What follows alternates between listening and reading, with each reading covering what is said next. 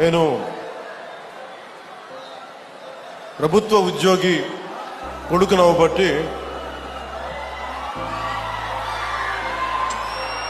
ప్రకాశం, నెల్లూరు దాదాపు ఒక 5-6 ఆంధ్రప్రదేశ్లో ఉన్న జిల్లాలని మా నాన్నగారి ఉద్యోగ రీత్యా ఇవన్నీ తిరగటం జరిగింది. సో అలాంటి నెల్లూరులో మేము ఉన్నప్పుడు విఆర్ కాలేజీలో చదువుతున్న సీట్ కోసం 10th అయిన తర్వాత ఇప్పుడు దాకా తెలీదు, ఆనం రామనారాయణ రెడ్డి గారికి వారి విద్యార్థి నాయకులుగా ఉండేవాళ్ళు.